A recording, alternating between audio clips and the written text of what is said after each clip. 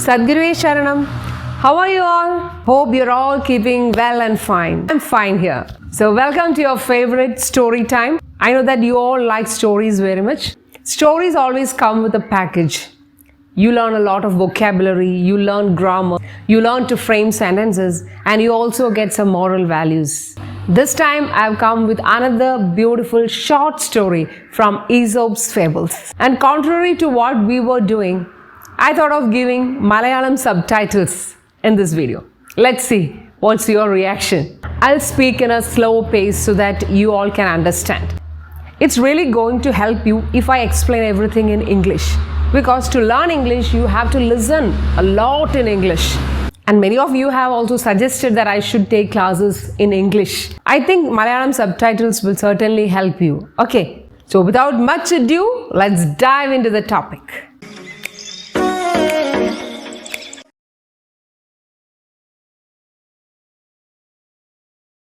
So welcome to English Guru's brand new episode. I am Ashalada Srijit. The name of the story is Deeds Not Words. So what's the meaning of deeds? Actions. Actions with an intention.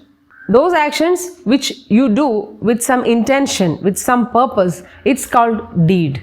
So here the title of the story is Deeds Not Words. What does that mean? It means that what you do is more important than what you say. So let me begin. There once was a grand assembly of animals in the jungle. So there once was a grand assembly. So what's the meaning of grand? Grand means magnificent. In Malayalam we say Gambhiram, a grand assembly. So assembly of animals. Where? In the jungle. Many expert speakers were invited as guests of honor and elaborate preparations were made to welcome them. So naturally, many expert speakers were invited. So who is an expert? A person who is knowledgeable and skillful. That means well-informed person. So many such speakers were invited as guests of honor. Guest of honor means the most important guest at an occasion. There will be so many guests, but there will be some special guests. So such special guests are called guests of honor. And elaborate preparations were made to welcome them. So what's the meaning of elaborate? Elaborate means carefully arranged. What's the meaning of preparation? The process of doing something, putting together everything in order. So here elaborate preparations were made. Every animal you could think of, the lion, the deer, the giraffe, the porcupine, the monkey attended the assembly. After all, it was a big day for them. We use after all if you want to stress something. After all is used to stress the importance of that day. So they say that after all, that's a big day for them. Just take the context where we don't like our boss, but our friends say that after all, she is your boss, so you should invite her. The hare, known for his revolutionary ideas, was invited to address the gathering. And the hare was also invited as a special guest. The hare is famous for his revolutionary ideas. So what's the meaning of revolutionary? We often hear this word in history, Revolutionary means rebellious people. People who don't want to obey any authority. They want total change in the system. So revolutionary means to stand for a total change. So here this hare is known for his revolutionary ideas and he was invited to address the gathering. So what's the meaning of address? Address has two meanings. First, the particulars about the place that we live. We write our address on the envelope. No? Then the second meaning is to speak, to make a formal speech, lecture. Address a gathering means to make a speech. He waited patiently for his turn and when his name was called out, walked to the podium in an assuming manner. Means patiently means no problem attitude. With tolerance, he waited for his turn. Turn means for his opportunity. The order in which he was supposed to speak. So he waited patiently there for his turn to speak. And when he was called out, his name was called out. When he was called out to speak, how did he walk? He walked to the podium in an assuming manner like this. What is the meaning of assuming? People who are overconfident, who are too much bothered about their own importance. Oh, I'm great. That feeling is called assuming. So in an assuming manner, he walked to the podium. So what's a podium? So podium is a raised platform on which speakers stand when they give lectures. Friends, he began, we live in a lawless jungle. So what's the meaning of lawless? Lawless means unruly, disorderly, ungovernable. So he says that we live in a lawless jungle. All that we can see around us is chaos and mayhem. So what do we see around us? Everywhere there is chaos and mayhem, he says. Chaos means confusion, total disorder. In Malayalam we say kalabam. Everywhere we see chaos and mayhem. Mayhem means extreme disorder. These two words can be used in combination to stress the seriousness of the situation. The powerful among us torments and robs the weaker ones. He says, he is indirectly mentioning the lion, tiger and the elephant. He says the powerful among us, what do? Torments us. What's the meaning of torment? Cause to experience mental and physical suffering. So they are tormenting us, torturing us. He says that. The powerful among us torments and robs the weaker ones. Robs means they steal everything from us, who have no say in the matters of their own land. These weaker section of animals, they don't have an opinion. Their opinions are not accepted by the powerful. So he says that these weaker ones, they don't have a say in the matters of their own land. What's the meaning of no say? No say means not able to give an opinion. This is injustice and it has to end. He says that this situation, this is injustice, this is wrong, this is unfair, unjust. And he says that this has to end, this has to be stopped. That's what he is actually intending. Hence, I declare that we must revolt. Hence means because of this reason. That's the meaning of hence.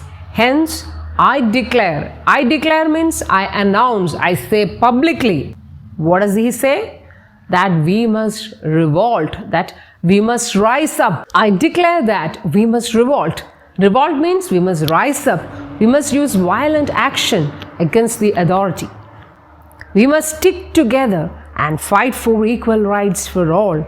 We must stick together. That means we must stay united. In Avatar, no, we have heard this dialogue. Sullies stay together or stick together. Something like that. So that means they should remain united. So he says that we must stick together and fight for equal rights for all. He says that they must fight for equal rights. While most of the audience were trying to grasp the heir's words, there was a loud applause from the front row. Yeah. While means at the same time. At the same time, most of the audience were trying to grasp. Grasp means understand. They were trying to understand heir's words. At the same time, there was a loud applause. What's the meaning of applause? This is applause. Clapping. A loud applause from the front row. Marvelous, roared the lion. Roar. Roar means loud and deep voice. In his loud and deep voice, the lion got up and gave a huge applause and said, marvelous. Marvelous means extraordinarily good, too good, too good. Clapping his paws excitedly. Excitedly means in great enthusiasm. Paws means hands. Particularly the hands of animals are called paws. So clapping his paws excitedly. That was an inspiring speech. Inspiring means giving someone positive and creative ideas or feeling. That's called inspiring. That was an inspiring speech. You are a furry animal, but you have neither razor-sharp claws nor piercing teeth. Yes, now the lion speaks. You are a furry animal. What's the meaning of furry? Full of fur, covered with fur. But you have neither razor-sharp claws. Razor-sharp claws means claws, nails. Razor-sharp, sharp like a knife. You don't have razor-sharp nails, claws, nor piercing teeth. Piercing teeth means? Piercing means that can go through something, that can cut through something. Incisive teeth means suitable for cutting or piercing. So here just notice the use of neither nor. When do we use neither nor? Suppose you are speaking of two things that are not true. When you are talking about two or more things that are not true or that do not happen, we use this neither nor. So here the lion says that the hare doesn't have these two things. So neither is used to mention the first thing and nor is used to mention the second thing. So you are a furry animal, but you have neither razor sharp claws nor piercing teeth. Another example, the play was neither funny nor exciting. Okay, pray tell me, how will you fight an enemy 10 times stronger than you are? That's a final question. Okay, the lion asked, pray tell me. Pray tell me means it's an archaic usage, old-fashioned word used to make a request. Pray tell me means it's demanding an answer. Come on, tell me, give the explanation. The lion is really very angry, so he is demanding an answer from the hare. So he says, pray tell me, come on, tell me, give the explanation. How will you fight an enemy 10 times stronger than you are? The powerful ones that the hare was speaking about are 10 times stronger than these weaker animals. So now the lion is asking, tell me how you are going to fight the enemy who are 10 times stronger than you are.